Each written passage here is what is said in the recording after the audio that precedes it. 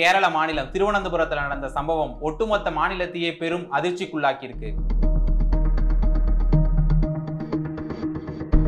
திருவனந்தபுரம் மாவட்டம் பெருமுளா பகுதியைச் சேர்ந்தவர் அஃபான். அவர் கடந்த 24ஆம் தேதி வெஞ்சரமூடு காவல் நிலையத்துக்கு போயிருக்காரு. அங்க அவர் சாதாரணமா ஏதோ கம்ப்ளைண்ட் கொடுக்க வந்திருக்காரு அப்படின்னு தான் போலீசார் நினைச்சிருக்காங்க. ஆனா அதுக்கப்புறம் அவர் சொன்ன விஷயம் ஒட்டுமொத்தமா அவங்க எல்லாரையும் கதிகலங்க வச்சிருக்கு. அவர் தன்னோட தாய் உட்பட குடும்பத்துல இருக்க 5 பேர் மற்றும் தன்னோட காதலிய கொடூரமா சுத்தியலால அடிச்சு கொண்டிருக்காரு. இத கேட்ட உடனே போலீசார் அத்தனை பேருக்கும் கதிகலங்கிருச்சுனே சொல்லலாம். மேலும் தன்னோட வீட்டுல அம்மா தம்பி காதலிய கொன்னுட்டு வீட்டுல கேஸ திறந்து விட்டுட்டு வந்துட்டதாகவும் சொல்லியிருக்காரு. மேலும் தானும் விஷம் குடிச்சிட்டதா சொல்லியிருக்காரு. இத கேட்டு ஒட்டுமொத்த போலீஸ் ஸ்டேஷனும் ஒரு நிமிடம் அதிர்ந்து போச்சு. உடனடியா அவர் சொன்னது உண்மைன்னு கன்ஃபார்ம் பண்றதுக்காக போலீஸ் அந்த வீட்டுக்கு போயிருக்காங்க. அங்க போனதுக்கு அப்புறம் தான் தெரிஞ்சிருக்கு, ஆமா அவர் சொன்னது உண்மைதான். அவரு தன்னோட தாய் தம்பி மற்றும் காதலிய சுத்தியலால அடிச்சு கொலை பண்ண ட்ரை பண்ணியிருந்திருக்காரு. இதுல தம்பியும் காதலியும் சம்பவ இடத்திலேயே உயிரிழந்துட்டாங்க. ஆனா அவருடைய தாய் மட்டும் மயக்கமடைந்த நிலையில அங்க உயிருக்கு போராடிட்டு இருந்திருக்காங்க. உடனடியா அவங்கள மீட்டு மருத்துவமனையில் அனுமதிச்ச போலீசார் இது தொடர்பான விசாரணையை துவக்கிட்டாங்க. அந்த விசாரணையில பல திடுக்கிடும் உண்மைகள் வெளியே வந்திருக்கு.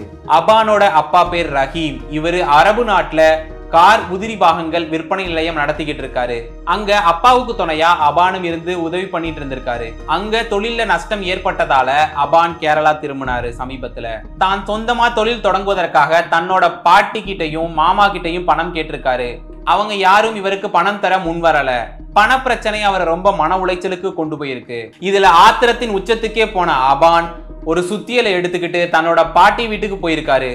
அங்க இருந்த தன்னோட பாட்டி சல்மா பீவிய கொஞ்சம் கூட ஈவு இரக்கமே இல்லாம துடிக்க துடிக்க சுத்தியலால அடிச்சே கொண்டிருக்காரு. தொடர்ந்து ஆத்திரம் அடங்காத அபான் தன்னோட மாமா வீட்டுக்கு போய் அங்க இருக்க தன்னோட மாமா லத்தீப் மற்றும் அத்தை சாகிதா 2 பேரையுமே சுத்தியலால அடிச்சே கொண்டிருக்காரு. அங்கிருந்து தன்னோட காதலி பசானா வீட்டுக்கு போன அபான் வா வீட்டுக்கு போலாம் அப்படின்னு ஒண்ணுமே நடக்காதது போல அவரை வீட்டுக்கு கூட்டிட்டு வந்திருக்கான். தொடர்ந்து ஆத்திரம் அடங்காததால தன்னுடைய தம்பியையும் அம்மாவையும் சுத்தியலால அடிச்சிருக்கான். சம்பவ இடத்திலேயே அவனுடைய தம்பி உயிரிழந்துட்டான்.